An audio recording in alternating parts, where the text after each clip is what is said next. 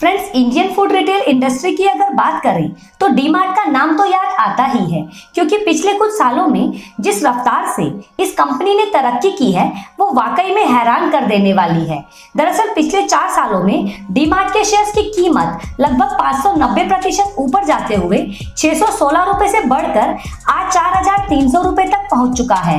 और इस कंपनी का प्रॉफिट जो साल 2012 में 60 करोड़ रुपए था, आज लगभग 1700% बढ़कर 1100 करोड़ के आंकड़े को पार कर चुका है।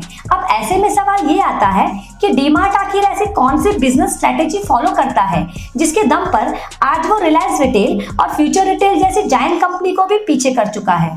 पहला रीजन, लो प्राइस पर प्रोडक्ट्स को सेल करना। अगर आपने डीमार्ट के किसी स्टोर पर विजिट किया हो तो आपने जरूर देखा होगा कि उनके स्टोर्स ना तो ज्यादा फैंसी होते हैं और ना ही शॉपिंग मॉल जैसी किसी बड़ी और महंगी लोकेशन पर लोकेटेड, लेकिन फिर भी बड़े शहरों में रहने वाले मिडिल क्लास लोग अपनी रोजाना की जरूरतों का सामान डीमार्ट से ही लेना प्रेफर करते हैं, भले ही लोगों के घर के बाहर जगह जगह पर किराना स्टोर्स क्यों ना हो। दरअसल इसके पीछे का ये कारण है कि डीमार्ट में मिलने वाले प्रोडक्ट्स का प्राइस हमेशा एमआरपी की तुलना में 5 to 10% कम रहता है। अब आप में से बहुत सारे लोग ये सोच रहे होंगे कि डीमार्ट ही क्यों, जबकि पास के किराना स्टोर से सामान लेकर समय और एफर्ट दोनों बचाए जा सकते हैं। असल में दोस्तों, हम भारत में रहते हैं और हमारे देश के मिडिल क्लास और लोअर मिडिल क्लास लोगों का माइंडसेट कुछ इसी तरह का होता है। हम लोग छोटी छोटी और मामूली चीजों में भी पैसा बचाना चाहते हैं और भारत में ज्यादातर महिलाओं के पास इसके अलावा सेविंग्स का कोई दूसरा रास्ता नहीं होता। और ऐसा करने से महिलाएं 20 से 30% तक की बचत कर लेती हैं, जो कि काबिले तारीफ है। और किसी भी मिडिल क्लास और लोअर मिडिल क्लास फैमिली के लिए ये अमाउंट काफी मायने रखता है और इसी कारण डीमार्ट की पकड़ लोअर और मिडिल लोअर क्लास फैमिलीज में काफी मजबूत हुई है। अब दोस्तों, सवाल ये आता है कि अगर डीमार्ट अपने प्रोडक्ट्स को इतने कम प्राइसेस पर बेच सकता है तो यही काम दूसरे किराना स्टोर्स क्यों नहीं कर सकते, और डीमार्ट की ऐसी कौन सी स्ट्रेटेजी है जो उसे इतना स्पेशल बनाती है। दरअसल दोस्तों, डीमार्ट जिस स्ट्रेटेजी को फॉलो करता है वो है डीप डिस्काउंटिंग, और ये अपने आप में एक सक्सेसफुल स्ट्रेटेजी है। आइए इसे हम 5 किलो बासमती राइस के एक पैकेट के थ्रू समझते हैं जो मार्केट में 500 रुपए की एमआरपी पर बिकता है। अगर हम मान लें कि चावल के एक पैकेट में रिटेलर का प्रॉफिट 10% है, तो ऐसे में दुकानदार को हर एक पैकेट पर 50 रुपए का प्रॉफिट होगा।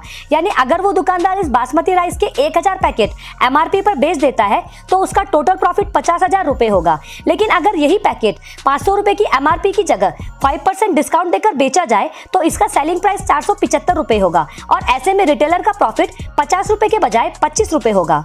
और दोस्तों, यहाँ पर कम प्राइस पर बेचने की वजह से उस दुकानदार की टोटल सेल बढ़ जाएगी, क्योंकि सस्ता मिलने की वजह से ज्यादा लोग उसी रिटेलर से राइस के पैकेट खरीदना चाहेंगे।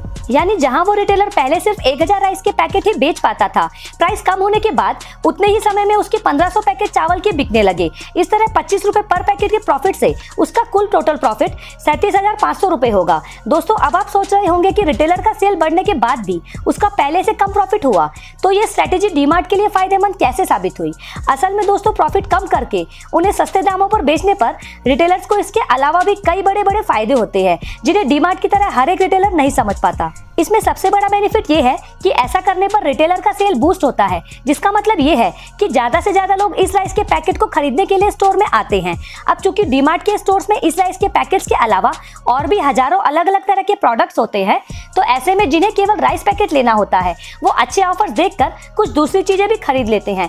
यानी राइस के पैकेट को कम कीमत पर बेचने से दूसरे प्रोडक्ट्स को भी सेल बढ़ जाती है। इसके अलावा इस स्ट्रेटेजी का दूसरा बेनिफिट ये होता है कि सेल बढ़ने की वजह से इन्वेंट्री का मूवमेंट तेज हो जाता है, यानी चीजों का स्टॉक जल्दी जल्दी खत्म होने लगता है। इससे प्रोडक्ट्स एक्सपायर होने की प्रॉब्लम खत्म होने के साथ साथ कस्टमर्स भी खुश रहते हैं, क्योंकि स्टोर में उन्हें हर समय नया नया सामान मिलते रहता है। और इसका एक सबसे बड़ा बेनिफिट ये भी है कि इन्वेंट्री मूवमेंट तेज होने की वजह से रिटेलर्स का अपने सेल्स के साथ बार्गेनिंग पावर बढ़ जाता है।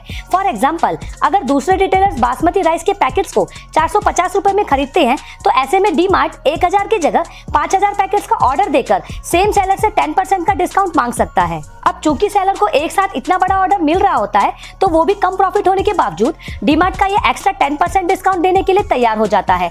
इस तरह जो राइस का पैकेट छोटे रिटेलर्स को 450 रुपए में मिलता है, उसी सेम पैकेट को डीमार्ट अपनी बार्गेनिंग पावर की हेल्प से 405 रुपए में खरीद लेता है। इसका मतलब ये हुआ कि दूसरे रिटेलर्स जहां इस राइस के पैकेट को 500 रुपए में बेचकर सिर्फ 50 रुपए ही कमा रहे थे, वहीं डीमार्ट उसी सेम पैकेट को 475 रुपए में सेल करके भी 70 रुपए का प्रॉफिट कमा लेता है। और दोस्तों, इतना ही नहीं, नहीं अगर कंपटीशन बढ़ने की सिचुएशन आती है तो ऐसे में डी मार्ट इसी राइस के पैकेट की कीमत को उससे भी नीचे ला सकता है।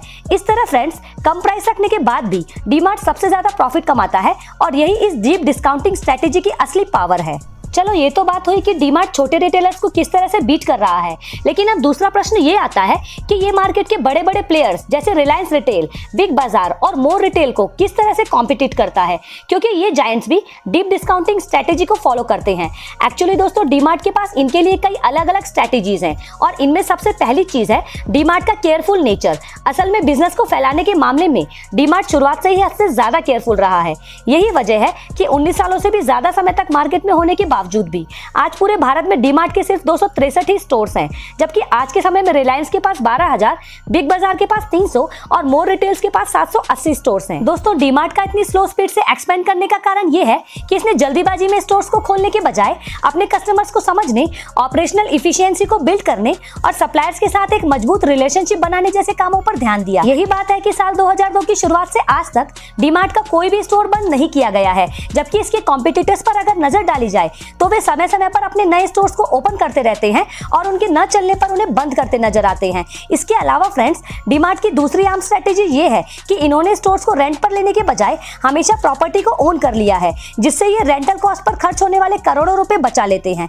अब दोस्तों, अगर यहाँ पर देखें तो जमीन खरीदकर एक स्टोर बिल्ड करना रेंट से कहीं ज्यादा महंगा नजर आता है, लेकिन अगर इसे लॉन्ग टर्म में देखा जाए तो आंकड़े कुछ और ही निकल कर आते हैं। उदाहरण के लिए अगर 2017 के एक डाटा पर नजर डालें तो उससे पता चलता है कि ओवरऑल टोटल एक्सपेंसेस में फ्यूचर रिटेल ने लगभग 8.20%, हाइपर सिटी ने 5% और रिलायंस ने लगभग 3.4% रेंट पर खर्चा किया था, जबकि डी मार्ट के लिए यह नंबर सिर्फ 0.2% था। इससे फ्रेंड्स, आप खुद ही अंदाजा लगा सकते हैं कि इस मॉडल को फॉलो करने की वजह से डी मार्ट कितने सारे एक्स्ट्रा एक्सपेंसेस से बच जाता है। इसके अलावा तीसरी आम चीज जो उसे मार्केट के बाकी प्लेयर से अलग बनाती है वो है उसके स्टोर्स के लोकेशन।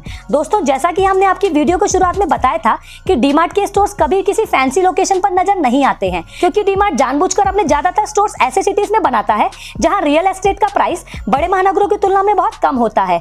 दरअसल दोस्तों, डी मार्ट को यह अच्छी तरह से पता है कि उसके ज्यादातर कस्टमर्स मिडिल और लोअर मिडिल क्लास फैमिली से आते हैं, तो ऐसे में किसी बहुत ज्यादा फैंसी लोकेशन पर स्टोर्स को बनाना उसके लिए फालतू का खर्चा है। इसीलिए आपको डी मार्ट का कोई भी स्टोर किसी मॉल में देखने को नहीं मिलेगा। और दोस्तों, यही वो मेन रीजन है कि मार्केट के दूसरे बड़े प्लेयर्स की तुलना में डी मार्ट के स्टोर्स आज सबसे ज्यादा प्रॉफिटेबल हैं। एग्जांपल के लिए 2016 के एक रेवेन्यू पर स्क्वायर फीट डाटा पर अगर नजर डाली जाए तो पता चलता है कि फ्यूचर रिटेल्स और रिलायंस का रेवेन्यू 12,914 और 13,901 रुपए स्क्वायर फीट था, जबकि उसी समय डी मार्ट का रेवेन्यू इन दोनों कंपनी से कहीं आगे 25,844 रुपए पर स्क्वायर फीट था।